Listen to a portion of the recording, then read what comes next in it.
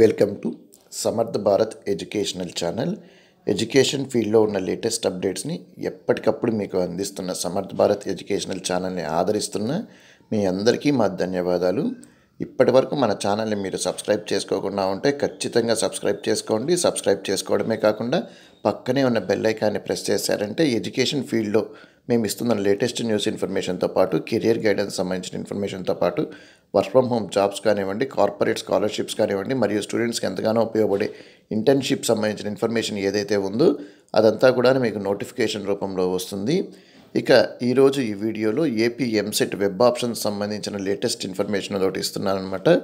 మనకు ఈ సంవత్సరం AP EAMCET first counselling web ఆప్షన్స్లో 81,702 మంది విద్యార్థులు వెబ్ ఆప్షన్స్ పెట్టుకోవడం అనేది జరిగిందనమాట.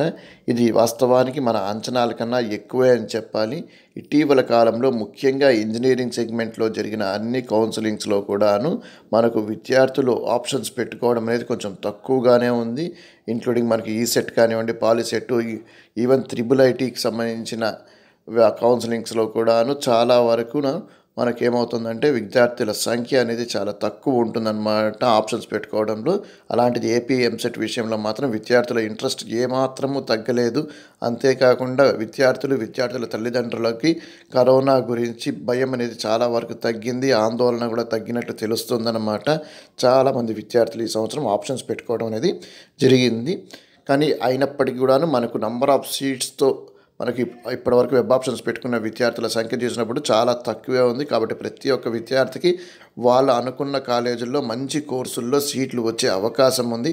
కానీ కొంతమంది విద్యార్థులు ఇంకా కూడా కామెంట్ సెక్షన్లోనో లేదంటే టెలిగ్రామ్ గ్రూప్స్లోనో ఫోన్లు చేసి సరే కావాలంటే సెకండ్ కౌన్సిలింగ్లో మార్చుకోవచ్చు కదా అని కూడా ప్రశ్నలు అడుగుతున్నారనమాట.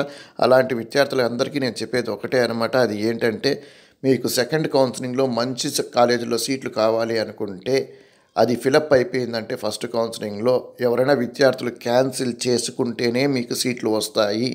కాబట్టి విద్యార్థులు దయచేసి సెకండ్ కౌన్సిలింగ్ వరకు వెయిట్ చేయొద్దండి. వెబ్ ఆప్షన్స్ ఎట్లా అంటే అటు పెట్టుకునేసి ఫస్ట్ కౌన్సిలింగ్ కాబట్టి ఈ కాలేజీలో సీట్ పెట్టుకుంటాను, సెకండ్ కౌన్సిలింగ్లో ఇంకో కాలేజీలో సీట్ పెట్టుకుంటాను అనే పరిస్థితుల్లో విద్యార్థులు ఉన్నారనమాట. సెకండ్ కౌన్సిలింగ్ పైన మీరు రిస్క్ తీసుకోవడం చాలా రిస్క్తో కూడుకునే అంశం అనమాట. ఎందుకోసం అంటే విద్యార్థులు ఎవరో క్యాన్సిల్ చేసుకుంటే తప్పితే మీకు సీట్ వచ్చే అవకాశం ఉండదు మంచి కాలేజీల్లో, మంచి కోర్సుల్లో. కాబట్టి ఈ 1వ తేదీని బాగా యూజ్ చేసుకోండి. మీరు ఆప్షన్స్ కరెక్ట్గా సీక్వెన్స్లో పెట్టుకోండి. మీరు ఏ కాలేజ్ అనుకుంటున్నారో, ఏ కోర్స్ అనుకుంటున్నారో దానికే ఫస్ట్ ప్రయారిటీ ఇవ్వండి. ఫస్ట్ టాప్లో మీరు ఆప్షన్స్లో నెంబర్ 1 పెట్టుకోండి, నెంబర్ 2 పెట్టుకోండి, నెంబర్ 3 పెట్టుకోండి. లేదంటే మీరు విద్యార్థులు ఇబ్బంది పడతారు. విద్యార్థులు ఇబ్బంది పడకూడదు అనే విషయం వల్లే నేను ఈ విషయం చెప్తున్నానండి. So thanks for watching Samarth Bharat educational channel.